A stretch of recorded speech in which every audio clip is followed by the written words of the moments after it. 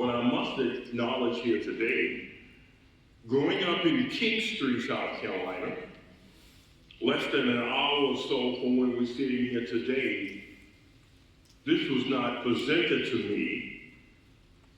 This story, this chapter in the university's history, in our state's history, in our nation's history, was never presented to me by any of my history teachers in King Street, South Carolina.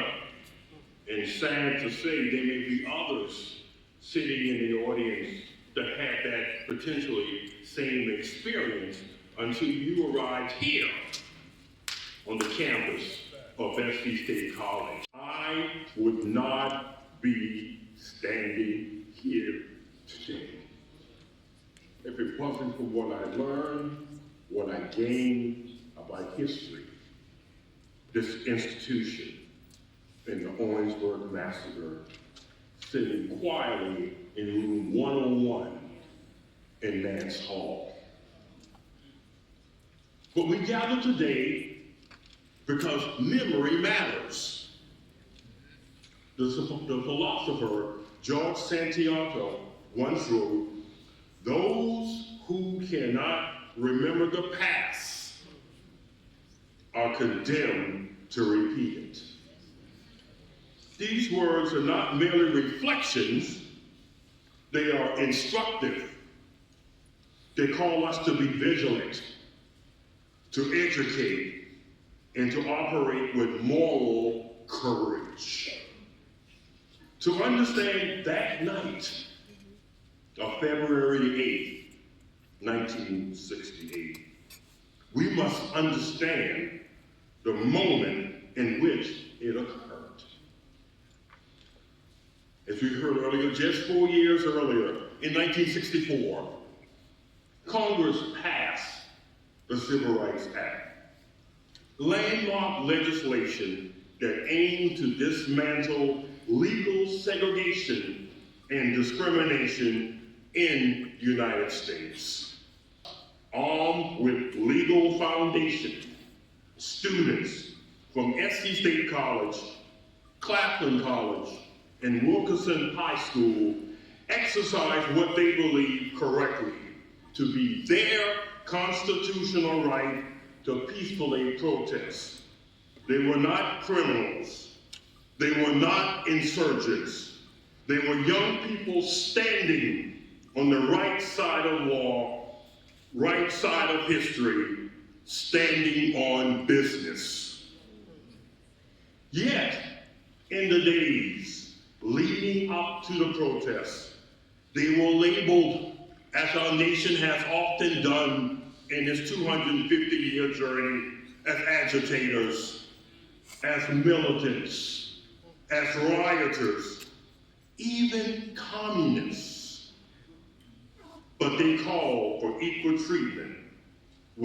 Their call for equal treatment was mischaracterized as disorder.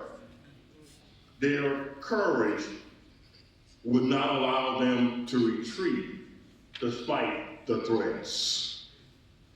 So we find ourselves now on the night of February 8th, 1968. Approximately 200 students gathered near where we are today at the entrance of the campus. History tells us that a bonfire was set ablaze, tension rose, law enforcement officials arrived, and in the confusion and in the confrontation that followed, as we say today, shots were fired. 9 highway patrolmen and 1 local policeman would open fire on unarmed students standing on business that had been given to them by the Civil Rights Act of 1964. And as a result of this action, Henry Smith, age 18, a sophomore from the Marion Mullen area of South Carolina, was tragically taken from us. Samuel Hammond Jr., age 18, freshman from Fort Lauderdale, Florida, were both taken at the scene. Delano Middleton, age 17, a high school student from here in Orangeburg, later would succumb to his injuries at the hospital. And as we heard from the First Lady today, dozens were wounded. And I remember one person that I knew personally, Mr. Herbert Jackson of Hollywood, South Carolina. Later in his life, in his professional career, he would become the first black mayor of the town of Hollywood, South Carolina. But nearly a month ago, he was laid to rest in his dear town of Hollywood, taking with him to his final resting place shrapnel he would receive on this date in 1968. This tragic event would mark the first time in American history that students were killed by law enforcement officers on a college campus.